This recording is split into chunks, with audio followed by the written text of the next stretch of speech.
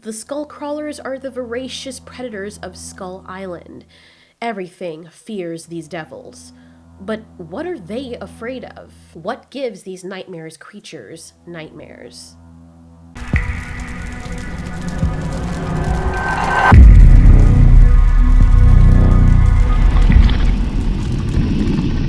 The Skullcrawlers are said to be responsible for eradicating a lot of the fauna of Skull Island. Of course, everything is balanced now with Kong being there. There's still more information needed about this, and it is a very interesting topic, these Skullcrawlers. But have you ever considered what they might be afraid of, barring Kong? Sure, these creatures seem to give them a wide berth, but what drove them out from the underground in the first place? Why would they come up to the surface if they had enough to eat down where they came from? Did they even have enough to eat from whence they came? The Skullcrawlers are said to have a voracious appetite. They are never satiated. However, if that were the case, we'd see a lot more extinction happening on Skull Island. Yet there are still animals roaming around, as are their Skullcrawlers. So why is this the case? Well, we have a theory, and yes, it has to do with the brand new kaiju of the monsterverse, the Bat Kaiju, Camazotz. When I observed the Skullcrawlers' behavior in Kong Skull Island, I noticed that they did have reservations. For a herbivore, an animal that is desperately hungry all the time, they seem to know how to stalk, how to be patient, and how to be stealthy in sneaking up on their prey. Now, of course, we've seen this kind of behavior in other hypervoric creatures, like the Bioraptors from the movie Pitch Black, starring Vin Diesel. But the main reason why those creatures had reservations in the movie was not because they were disciplined or particularly patient. It's because the light could kill them. Anytime there wasn't light around, the creatures would attack almost immediately. Yet the Skullcrawler in the movie, the small one, not the large one, showed reservation when hunting the humans. Of course, we've only seen their vicious side in the comics, and that's the behavior that we notice the most. And they have shown that they killed and hunted humans before, so they have no reason to be afraid. They would know that the humans are fairly easy to kill.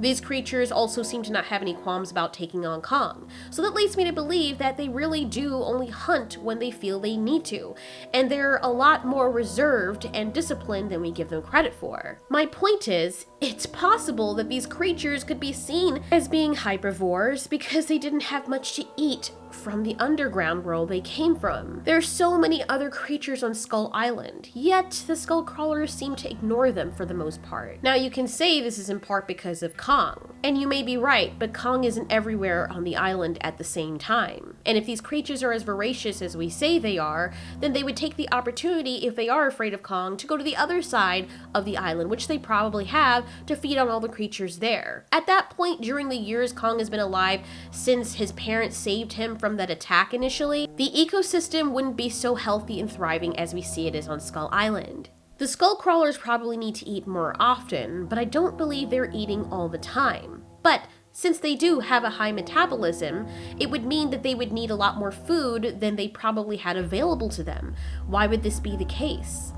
Our theory is that in the underground there was one other thing that probably competed for the same food source that they did, and that could have been Camazotz. Our theory is that Camazotz is not the only one of his kind, and probably the only thing the Skullcrawlers might compete with directly, or are even afraid of. If Camazotz is basically a Skullcrawler with wings, it is possible that these two can be head-to-head enemies. Not to mention, Camazotz and his species probably have a slew of abilities that the Skullcrawlers lack. We've seen enough of the Skullcrawlers in Skull Island to know that they don't have any outstanding abilities like Godzilla and some of the bigger kaiju that we see spitting fire and spewing atomic breath. Now, of course, if this creature Camazotz is of Skull Island, he may not have any of those powers either. But if they're setting him up to fight other kaiju like Godzilla or Mothra or even Rodan, it's possible that this Bat Kaiju that is based on a death demon may have extraordinary abilities outside of its normal hearing and ability to fly. Maybe it can camouflage in flight, so it could take off your head before you even know what's happening. Maybe it has other dark abilities. Maybe it even feeds on Skullcrawlers, which would make the Skullcrawlers nervous enough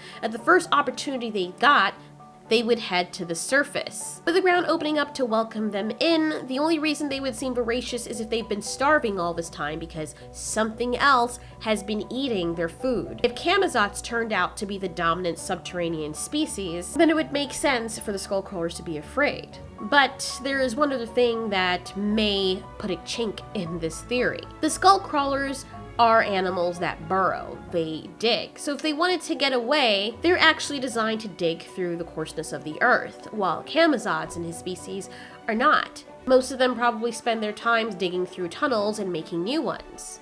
So you may say that a creature that's designed to fly has no business digging through the earth. That's not particularly true, because the Skullcrawlers do make a tunnel system. We're assuming that they do because all burrow animals do. If there are already tunnel systems made for the Skullcrawlers, then that means that Camazotz and his species can easily follow them through the tunnels and prey on them there. Not only that, but there are many pockets and cavernous areas under the ground as well. So it would be much easier for Camazotz or other bat kaiju to cut the Skullcrawlers off at any of their entrances or exits. Since the Skullcrawlers vocalize a lot, we must assume that they also have fairly good hearing. What would happen if the Skullcrawlers are in their tunnel, and each of the bat kaiju go at the entrances of the tunnel, only to emit their sonic waves into the tunnel? They would be able to terrorize the Skullcrawlers until eventually one is forced to come out, which would prompt them to feed on that unfortunate soul. It's possible that the Skullcrawlers could have been preyed on by Camazotz, so much to the point where they would hardly have time to even hunt or feed themselves. All of this is just a theory, but it's fun thinking about it. It's fun thinking about the possibility that the new Titan, Camazotz,